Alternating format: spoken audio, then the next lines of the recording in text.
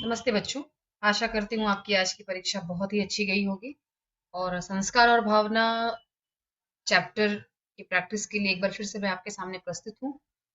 ये जो सारे प्रश्न हैं ये हम ऑब्जेक्टिव वे में इन सभी प्रश्नों के उत्तरों को हम यहाँ पर लिखेंगे।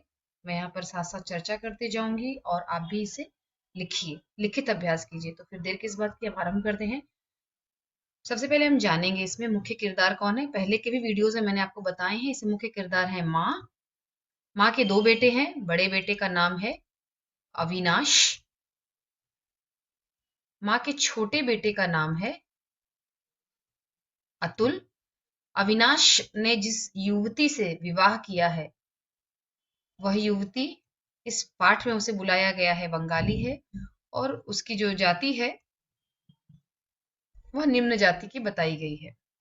और अविनाश ने इस युवती से विवाह किया है और यह उसकी जात की नहीं है, उसकी जाति की नहीं है, इसीलिए इसके विवाह को विजातीय कहकर पुकारा गया। विजातीय मतलब इंटरकास्ट मैरिज, जो अपने कास्ट में शादी ना करे। और आपको पता है कि हमारे देश में कितना हवा है इस बारे में कि एक ही जाति में विवाह करना है, कितने ऑनर किलिंग्स भी होते हैं इसके इसे लेकर के। अब हम आगे बढ़ते हैं अतुल के बारे में कि अतुल माँ का छोटा बेटा है और उसकी पत्नी का नाम है उमा। एक छोटा सा इस चैप्टर का हम रिकैप करेंगे यहाँ पर। उमा अक्सर माँ को देखती है। माँ को जब दुखी देखती है तो वह माँ के दुख का कारण उमा इसे मानती है। कौन है ये? ये अविनाश की पत्नी है। अविनाश की पत्नी को मानती है। क्यों मानती है उसे? माँ के दुख का कारण, माँ के दुख का कारण अविनाश की पत्नी को क्यों मानती है? क्योंकि जब से अविनाश ने इस युवती से शादी की है और तब से वह इस माँ ने इस रिश्ते को स्वीकार नहीं किया और तब से अविनाश माँ के साथ नहीं रहता है और इसीलिए माँ तब से बहुत दुखी है। तो माँ संस्कारों की बेड़ियों को तोड़ नहीं पा रही है। ममतामयी है माँ, लेकिन फिर भी संस्कारों की बेड़ियों को तोड़ पाने में सक्षम नहीं है और इसीलिए माँ बहुत ही दुखी रहती है। तो इसीलिए उमा क्या करती है? उमा इस स्त्री के पास जाती है। किसके पास जाती है उमा? अविनाश की पत्नी के पास जाती है। क्यों जाती है उसके पास? उससे झगड़ा करने के लिए जाती है। क्यों झगड़ा करना है उसे? उसे झगड़ा इसलिए करना है क्योंकि वह उसे माँ के दुख का, माँ अर्थात अपनी सास के दुख का कारण मानती है और उसे कहती है, वो स्पष्ट शब्दों में कहती है कि तुम अविनाश का त्याग कर दो, तुम छोड़ दो उसे, अविनाश को तुम छोड़ दो क्योंकि तुम हमारे परिवार के दुख का कारण हो। तब बहुत ही सुलझे विचारधाराओं वाली अविनाश की पत्नी उसे बहुत प्रेम से समझाती है कि देखो बहन, तुमने प्रेम विवाह नहीं किया है, तुम्हारा अरेंज्ड मैरिज है। क्या तुम अपने पति अतुल को छोड़ सकते हो? नहीं छोड़ सकते। लेकिन मैंने तो प्रेम विवाह किया, फिर मैं कैसे छोड़ दूं? तो ये सब बातें सुन करके जो उमा है उसका अंतर्मन कांपने लगता है क्योंकि अभी तक वो सिर्फ एक पक्ष से सोच रही थी, एक पक्ष के अनुसार वह सोच रही थी। किस पक्ष के अनुसार वह सोच रही थी? कि माँ दुखी है, माँ के दुख का जो कारण है वो ये अविनाश की जो पत्नी है वो है उसके दुख का कारण। तो उसी पक्ष में वह सोच रही थी। लेकिन अब इससे मिलने के बाद उसे दूसरा पहलू भी, सिक्के का दूसरा पहलू भी समझ में आया। जिससे यह बात समझ में आई कि नहीं, ये भी गलत नहीं है, ये भी सही है। ठीक है। तो इसके बाद अतुल जो है वह माँ को मना लेता है और इसमें एक और किरदार है कि कुमार के घर में जब माँ जाती है, कुमार के घर में माँ जाती है। कुमार कौन है? उस मोहल्ले में रहता होगा, उनका पड़ोसी हो सकता है और उनकी जो मिश्रानी है वो कॉमन है। कॉमन मतलब अविनाश के घर में भी काम करती है और कुमार के घर में भी काम करती है और इनके घर में भी काम करती है। यहाँ पर एक स्थान पर जिक्र हुआ है कि वो यहाँ पर आई है। तो वो जो मिश्रानी है वो कॉमन है, इनके घर में काम करती है ऐसा जिक्र नहीं है, पर कुछ बात करने वो आती है इनके यहाँ पर। इसके यहाँ पर माँ के यहाँ पर आती है वो। तो कुमार के घर में जब माँ जाती है तब उसे पता चलता है कि उसका जो बेटा अविनाश है वह मरते मरते बचा है। यह सुनकर माँ बहुत शर्म से गड़ जाती है। क्यों गड़ जाती है शर्म से? क्योंकि बचपन से जब भी अविनाश को या उसके बच्चों को सर्दी खांसी भी होती थी तो माँ पूरी रात सो नहीं पाती थी। ठीक है। और वो उनकी सेवा शुश्रूषा में लगी रहती थी। और आज अविनाश मरते मरते बचा है और इसकी खबर उन्हें एक मिश्रानी से मिल रही है तो यह सुनकर वे शर्म से गड़ जाती है। और उसके बाद जब उन्हें पता चलता है, मिश्रानी फिर से आती है और वो बताती है अविनाश तो बच गया, लेकिन अविनाश की सेवा जो उसकी पत्नी कर रही थी, अब वह पत्नी बहुत क्रिटिकल कंडीशन में, बहुत गंभीर अवस्था में और उसे बचाना बहुत जरूरी है। अब इसके बाद अविनाश से मिलने के लिए माँ जाना चाहती है। तब अतुल कहता है, माँ तुम्हारे जाने का तब तक फायदा नहीं है जब तक तुम उस विजातीय निम्न स्त्री को अपनाने की भावना अगर तुम में नहीं है तो तुम्हारा वहां जाना व्यर्थ है। और माँ फिर अपने संस्कारों की बेड़ियों को तोड़ देती है और इस तरह से भावना का, यानी हम में जो इमोशंस हैं, उस इमोशन का संस्कार पर विजय होता है। संस्कार पर वो हमारे वो भावनाएं जीत जाती है, संस्कारों पर भावना की जीत होती है। तो अब हम प्रश्नों की ओर बढ़ते हैं। आशा करती हूँ आप इसे एक दो बार सुनिए ध्यान से, आपको समझ में आएगा। माँ किसके पास गई थी, पहला प्रश्न है, माँ किसके घर गई थी? तो इस चैप्टर के अनुसार माँ कुमार के घर गई थी। उसी प्रश्न को यहाँ इस तरह से पूछा गया कि कुमार के घर कौन गया था? तो कुमार के घर पर माँ गई थी। मिश्रानी ने माँ को क्या खबर दी थी? मिश्रानी ने माँ को यह खबर दी थी पहली बार में, ठीक है, पहली बार में जब माँ कुमार के घर पर गई थी तब वहां पर उसने यह खबर दी कि जो उसका बेटा अविनाश है वह मरते मरते बचा है। अविनाश जो है उसे हैजा हो गया और वह मरते मरते बचा है। मिश्रानी ने माँ को यह खबर दी थी और एक बार मिश्रानी घर पर आई थी यह खबर देने के लिए कि अब अविनाश की पत्नी बहुत बीमार है। वहीं पर क्वेश्चन नंबर 4 में कि मिश्रानी ने बातों बातों में किसकी प्रशंसा की? तो मिश्रानी ने बातों बातों में अविनाश की जो पत्नी थी उसकी प्रशंसा की कि उसने बहुत सेवा की और किसी के आगे उसने हाथ नहीं फैलाए, अपनी जान लगा दी सेवा करने में। तो इन शब्दों में उसकी प्रशंसा की। अविनाश को कौन सी बीमारी हुई थी? तो अविनाश को हैजा हुआ था। माँ के बेटे हर बात में किसकी दुहाई देते थे? आप कहेंगे कि मैम ये कहां पर है? आप जरा चैप्टर में page number 7, page number 7 open कीजिए, पेज नंबर 7। पेज नंबर 7 में लास्ट लाइन, एकदम अंतिम वाक्य देखिए। तो हर बात में जो उसके बेटे हैं, माँ के जो दोनों बेटे हैं, वे देश, धर्म और कर्तव्य की दुहाई देते थे। तो अब ये एमसीक्यू में देश, धर्म और कर्तव्य, ये तीनों ऑप्शंस करेक्ट हैं। अब एमसीक्यू में ये किस रूप में पूछा जाएगा? हो सकता है देश, धर्म और पूजा, देश, धर्म और कर्मठता, ये सब वहां पर वो ऑप्शन में। तो ये तीन ऑप्शन करेक्ट है। किस ऑप्शन में किस तरीके से पूछा जाएगा अभी डिपेंड करता है क्या पूछेंगे। फिर मुझे सदा इन्होंने माया और ममता में फंसी हुई कहकर कोसा है।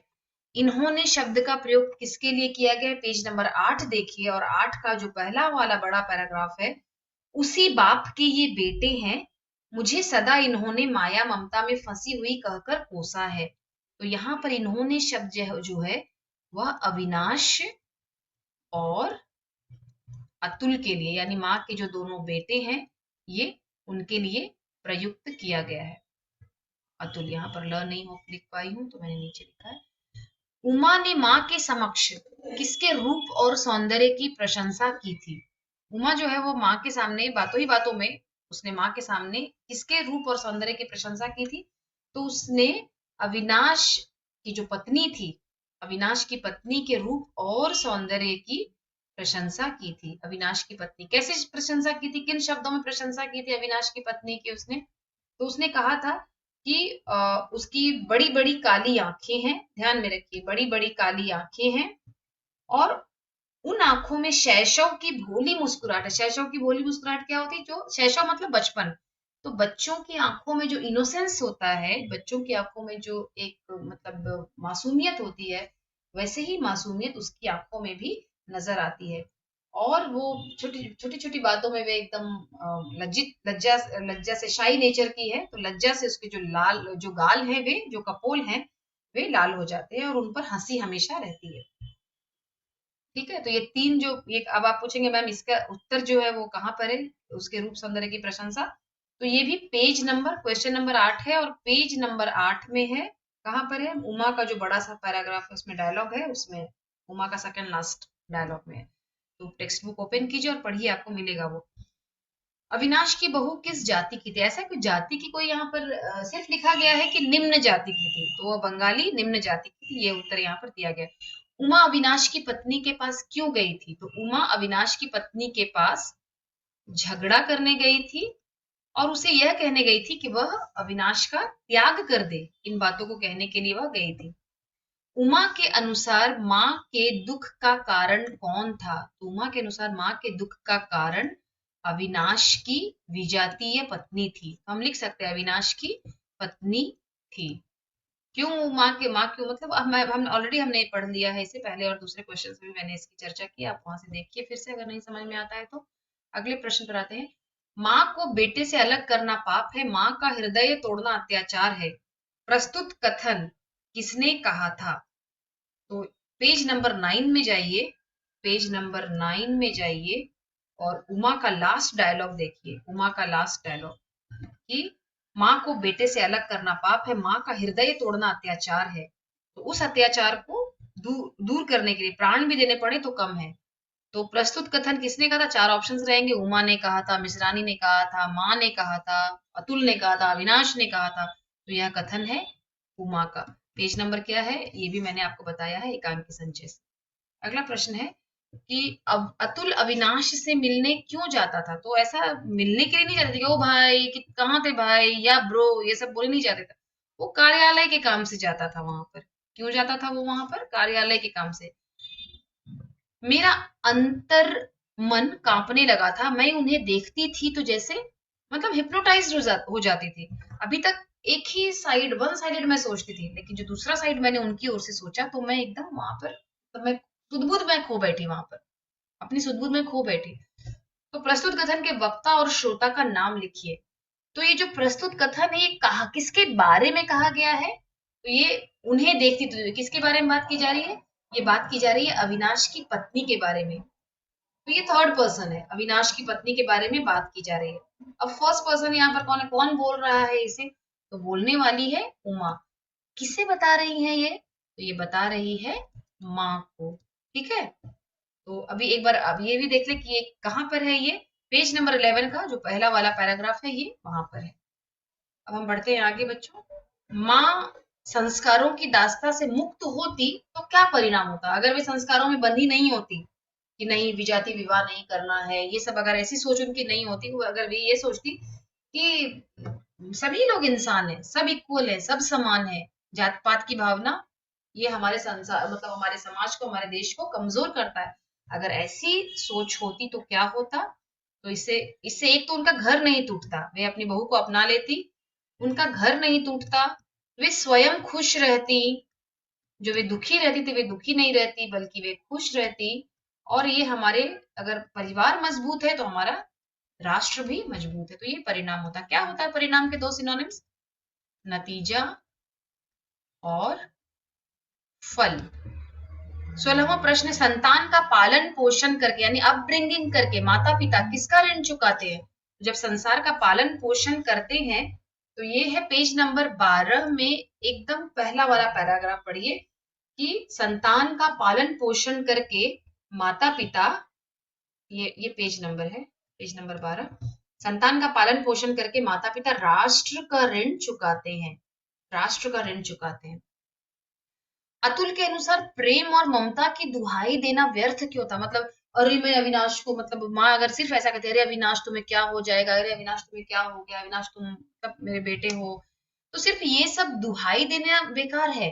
तब तक बेकार है जब तक माँ किसे नहीं अपना लेती, माँ अविनाश और उसकी जो पत्नी है, विजातीय पत्नी है, उसे अपना लेती। जिन संस्कारों में तुम पली हो उन्हें तोड़ने की शक्ति तुम में नहीं है माँ। प्रस्तुत कथन के वक्ता का नाम लिखिए। ये पेज नंबर 13 में है, पेज नंबर 13 में है ये। और मैं चाहूंगी कि आप इसका उत्तर मुझे कमेंट बॉक्स में लिख करके दे। क्वेश्चन नंबर 18 आप ऐसे लिखे, क्वेश्चन नंबर 18, और वक्ता का नाम क्या है? यहाँ पर मैं आपको ऑप्शंस दे रही हूँ। वक्ता का नाम उमा है, माँ है, अतुल है या अविनाश है? तो कौन है? वैसे भी माँ तो होगी नहीं, तो उमा, अविनाश, अतुल और अविनाश की पत्नी, कौन है वक्ता का नाम? वक्ता कौन है इसमें? चलिए 19वें प्रश्न की ओर बढ़ते हैं। अविनाश की पत्नी के बीमार होने की सूचना माँ को किसने दी थी? अविनाश की पत्नी के बीमार होने की सूचना माँ को किसने दी थी? तो ये भी मिश्रानी ने ही दी थी। वो घर पर आई थी बोलने के लिए और उसने उसकी सूचना दी थी। अतुल ने अपने बड़े भाई को किसके समान मजबूत बताया था? किसके समान मजबूत बताया था उसने? फौलाद के समान। फौलाद के समान क्या होता है? फौलाद लोहा। अतुल ने, उसने ये भी कहा कि वे टूट जाएंगे पर झुकेंगे नहीं, किसी के सामने वे मदद के लिए नहीं आए मांगे हाथ बढ़ाएंगे।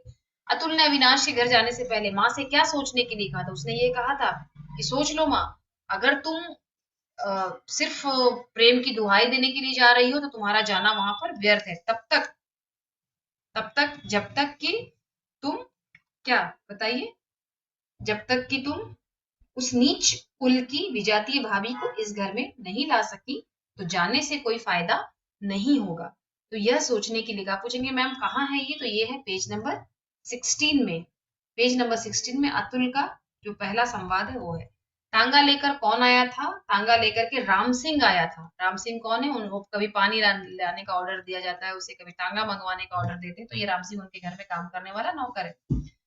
और 23वां प्रश्न है, जिन प्राणों का जिन प्राणों का हम प्राण माफ कीजिएगा, जिन बातों का हम प्राण देकर भी विरोध करने को तैयार रहते, एक समय आता है जब चाहे किसी कारण से भी हो हम उन्हीं बातों को स्वीकार कर लेते। कथन के वक्ता का नाम लिखिए। इस कथन को, इसी कथन से पाठ का आरंभ हुआ है और इसी कथन पर पाठ खत्म भी हुआ है, अंत भी हुआ है। और जो बोल रही है इस कथन को वह है उमा। आशा करती हूँ कि आप लिखित रूप में इसका अभ्यास करेंगे, आप लिखित रूप में इसका अभ्यास करेंगे और जरूर आप मुझे कमेंट बॉक्स में बताइए और चैनल को सब्सक्राइब कीजिए। नमस्ते बच्चों।